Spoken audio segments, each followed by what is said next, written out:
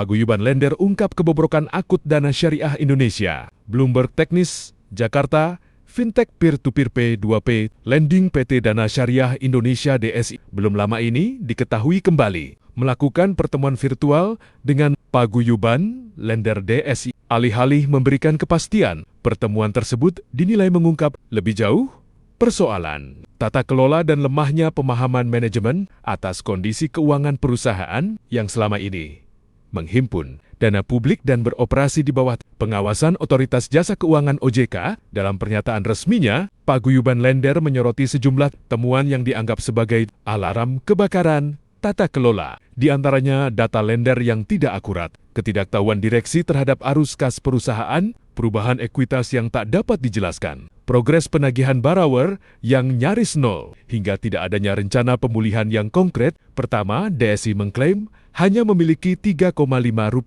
miliar untuk disalurkan kepada sekitar 14.000 lender. Namun, data tersebut bahkan tidak dapat diverifikasi karena manajemen mengaku tidak yakin dengan keakuratan database lender mereka sendiri. Jadi, bukan hanya jumlah dananya yang kecil, tapi data penerimanya pun tidak jelas. Untuk perusahaan yang wajib rapi, diaudit, diawasi OJK, dan sudah bersertifikasi ISO, fakta bahwa mereka tidak tahu data lender NIA sendiri adalah bentuk kelalaian fatal. Bahkan bisa disebut malapraktik pengelolaan. Jelas perwakilan Paguyuban Lender dalam keterangannya, Paguyuban menegaskan nilai tersebut hanya setara 0,2% dari total kewajiban perusahaan dan tidak mencerminkan keseriusan manajemen menyelesaikan masalah yang berdampak pada ribuan investor, termasuk pensiunan, korban PHK, hingga masyarakat kecil yang bergantung pada imbal hasil investasi tersebut. Di sisi lain, salah satu poin yang disorot oleh Paguyuban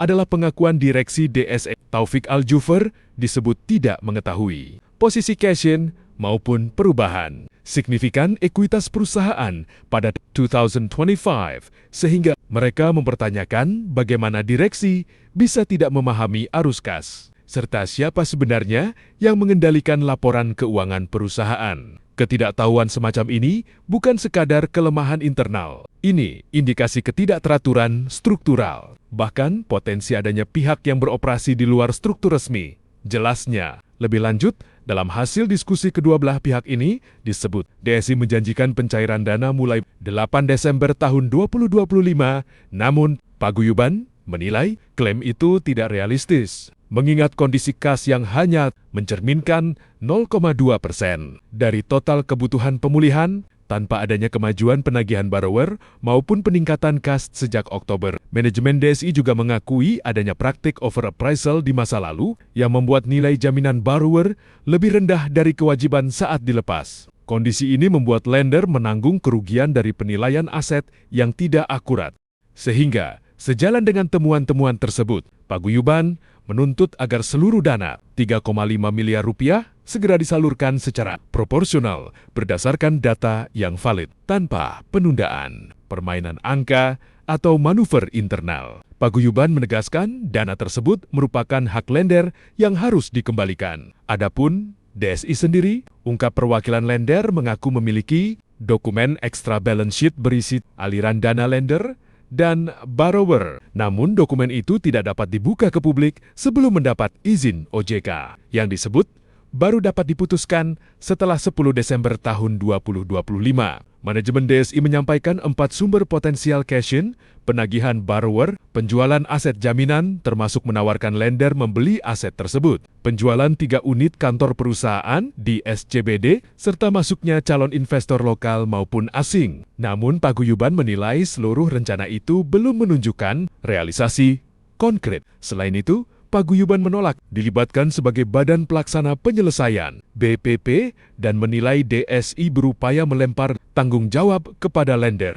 Jika tidak ada transparansi dan kepastian, Paguyuban siap mengambil langkah hukum untuk memperjuangkan hak seluruh lender. Tak luput Paguyuban juga menuntut OJK untuk bertindak tegas, memastikan laporan keuangan DSI akurat, mengawasi proses pemulihan, menindak pelanggaran, serta menjamin mekanisme perlindungan konsumen berjalan sebagaimana mestinya. Pengawasan tidak boleh hanya administratif, tetapi harus proaktif dan menyeluruh. Paguyuban menegaskan bahwa tidak ada toleransi bagi kelalaian pengawasan, terlebih ketika ribuan lender menjadi korban. Pengawasan OJK tidak boleh sebatas administratif, tetapi harus proaktif, tegas, dan transparan. Karena mandat perlindungan konsumen bukan hanya slogan, tetapi tanggung jawab hukum dan moral, tekannya. Untuk diketahui, pada 18 November tahun 2025, Paguyuban Lender diketahui telah menemui pihak DSI. Direktur Utama DSI Taufik Al-Jufri menjelaskan, pertemuan tersebut